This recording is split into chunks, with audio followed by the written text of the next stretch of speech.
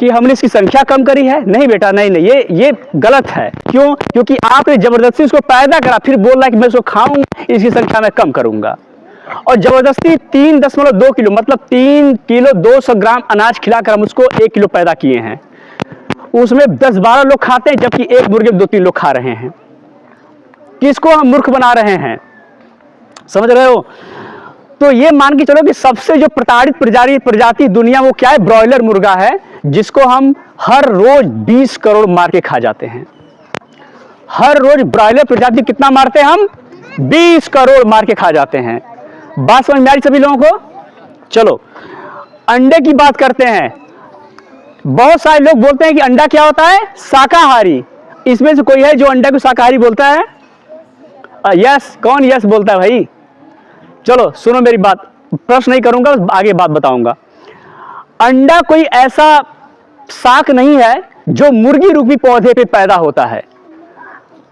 मुर्गा कोई फसल नहीं है, चाहे अंडा कोई फसल नहीं है जो मुर्गी रूपी पौधे पे पैदा होता है। मुर्गी एक जान है, उसके अंदर उमंग है, उत्कंठा है, वो जीना चाहती है। लेकिन आप कहते हैं कि अंडा है, ये अनफर्टिलाइज है, इसको मैं बना के खा जाऊंगा। आप मान के चलो कि जो एग इंडस्ट्री होती है उसको बोलते हैं लेयर प्रजाति वाले वो मुर्गियां होती। क्या होती हैं? लेयर प्रजाति की मुर्गियां होती हैं। और उस मुर्गी को ऐसे बनाया जाता है कि वो मुर्गी जो है 1 साल में 12 अंडे देती है। जो मुर्गी 1 साल में 12 अंडे देती है, उसको हम लेयर प्रजाति बना के हर साल 300 से 250 अंडे पैदा कराते हैं। लेयर प्रजाति बना के 250 से 300 अंडे पैदा कराते हैं। इससे होता क्या है कि 1.5 साल में मुर्गियां की आंतें बाहर निकल जाती हैं। एक बार मान लो कि उस अंडे में जान नहीं है, लेकिन उस मादा में तो है, जिसको आपने 1.5 साल में मार दिया सिर्फ अंडे की हवस की वजह से। समझ रहे हैं बात को?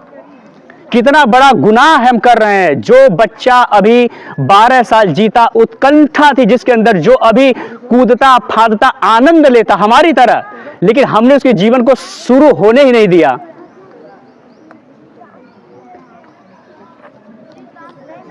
समझ रहे हैं बात को?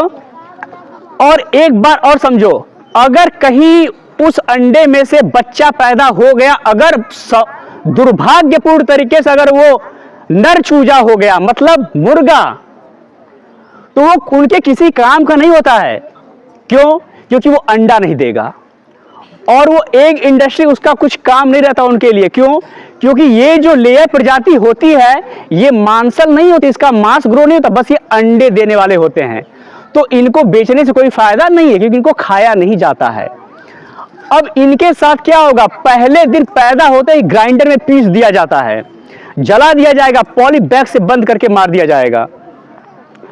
एक बात और समझ लो, मतलब ये जो क्रूर प्रक्रिया हम कर रहे हैं, हर साल इससे 2 करोड़ अनायास तरीके से मुर्गे मर जाते हैं। बच्चे 2 करोड़ हर रोज, 2 करोड़ हर रोज ये बच्चे मर जाते हैं। बात समझ में आ रही है? तो मुर्गे अंडे का ये स्थिति रहा। कुछ अंदर से भाव आ रहे आप लोगों को? कैसा मसला? करुणा आ रहे अंदर से ना, तकलीफ, दर्द, है ना? ये इंसान होने का क्या है? लक्षण है। यानी आप कंपैशनेट हो, करुणावान हो। भेड़ बकरी, ठीक है, हम लोग ये देखते हैं कि प्राचीन समय से, मतलब मध्यकाल भारत से सभी धर्मों में हालांकि ये रहा है कि अहिंसा परमो धर्म। समझ रहे हो ना? अहिंसा परमो धर्म मतलब कि दया धर्म का मूल है, अहिंसा ही परम धर्म है। तो आप ये समझो कि जब सारे धर्मों में अहिंसा की बात करी गई है, तो क्यों कभी कभी हिंदू धर्मों में बलि प्रथा के नाम पर पशुओं को काटा जाता है, बलि दी जाती है, और मुस्लिम संप्रदाय में हम कुर्बानी देते हैं।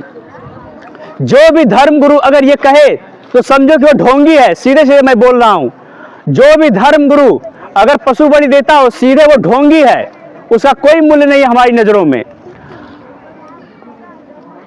अब मैं बताता हूं कि भेड़ बकरी दुनिया में कृत्रिम तरीके से 100 करोड़ भेड़ बकरियां पैदा की जाती हैं, 250 करोड़ की संख्या पूरे विश्व में, और उनको मार के खा लिया जाता है साल भर में। ये ये 20 साल जीती, कितने साल जीती हैं? 20 साल, लेकिन इनको हम 1.5 साल में मारकर स्वाहा कर देते हैं, यानी खत्म कर देते हैं। सूअर के बारे में बात कर लो, अगर मान लो ये बच्चा कितने साल का है? 6 साल का है। कितने साल के हो? कितने साल के हो? 8 साल का बच्चा है। समझो कि 8 साल के बच्चे इतनी जो चेतना होती है, सुनिए मेरी बात, जो 8 साल की बच्चे की जो चेतना है, जो फीलिंग्स है, इतनी फीलिंग्स एक सूअर की प्रजाति में होता है। कंपेयर मत करने लगिएगा, वो प्रजाति में होती है, ठीक है ना। तो हम ये पाते हैं कि जो संवेदना इस बच्चे के अंदर, वो संवेदना एक सूअर की प्रजाति में। तो हम क्यों भेदभाव करते हैं? वाराह अवतार में भगवान ने बोला था कि सूअर भी हमारा अंग है, हमारा एक विशिष्ट अंग है, ये पर्यावरण को संरक्षित रखते हैं, तो हमें इनको नहीं मारना चाहिए बेवजह। तो ये सूअर भी 100 करोड़ मार दिए जाते हैं हर साल। भारत चमड़े उत्पादन में कितना स्थान उसका आता है? टॉप पे है। भारत चमड़ा उत्पादन में टॉप पे आता है। किस पे आता है? टॉप पे। और ये गंदा कार्य विदेश लोग फंडिंग देके कराते हैं। जब हम चमड़े की खेती करते हैं तो उसका फिनिशिंग आर्सेनिक जैसे खतरनाक रसायन से करते हैं। अक्सर जो आपकी जो लेदर इंडस्ट्रियां होती हैं, वो नदियों के किनारे होती हैं, उनका पानी जब जाता है, नदियों में मिलता है, तो आर्सेनिक से धुला हुआ रसायन जाता है अंदर। वहां की जो गरीब जनता वहां रहती है, उसको उस ऑक्सीजन को इनहेल करती, तो उनके अंदर जाता है, उनके अंदर बहुत रोगों को पैदा करता है। वहां के नदियों के पानी को पीते हैं तो चर्म रोग होता है, मतलब कैंसर चर्म रोग का एक कारण बनता है लेदर इंडस्ट्री।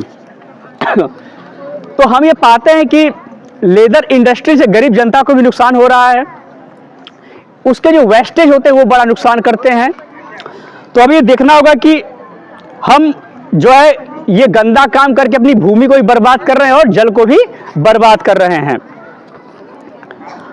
अब समझिए कि आप जो बोल रहे थे ना अभी ना कि ग्रीन हाउस गैसेस कहां से निकल रहे हैं, आप ये समझो कि दुनिया में जो ट्रांसपोर्टेशन सिस्टम है, इंडस्ट्रियल सिस्टम है, उससे कहीं ज्यादा, यानी कि majority of gases comes from dairy meat industry. क्यों बताना चाहूंगा, क्योंकि 51% जो ग्रीन हाउस गैसें कहां से आ रही हैं? Meat industry and dairy industry से। 51%। अगर हम मांसाहार का समर्थन करते हैं तो हम उत्तरदायी हैं, हम जिम्मेदार हैं ग्लोबल वार्मिंग के, क्योंकि ग्लोबल वार्मिंग का कारण क्या है? Green house gas. 51% गैस हम पैदा कर रहे हैं पशु खेती करके, जबरदस्ती पशु को पैदा करके, क्योंकि हमें मांस चाहिए, हमें चमड़ा चाहिए। जबकि आज बहुत सारे विकल्प हैं, आर्टिफिशियल लेदर भी आता है, आर्टिफिशियल तरीके से हम बहुत कुछ कर सकते हैं, लेकिन हम मांस चमड़े के लालच में ये 51% ग्रीन हाउस गैस क्या करते हैं? निकाल रहे हैं, हमारी धरती बर्बाद हो रही है। समंदर की बात कर लेते हैं। समंदर की बात मैंने क्या बताया कि हर रोज 750 करोड़, कितना? 750 से 800 करोड़ हम मछलियों को मार दे रहे हैं, ठीक है। तो अगर इस तरीके से हमारा काम होगा तो 28 सालों में धरती क्या हो जाएगी? खाली हो जाएगी, खत्म हो जाएगी। यानी कि 28 सालों में हमारी धरती, मतलब वो समंदर खत्म हो जाएगा, तो हमें ऑक्सीजन कहां से मिलेगा? क्योंकि 70% ऑक्सीजन कहां से आती है? समंदर से आती है। धन्यवाद आप सभी को।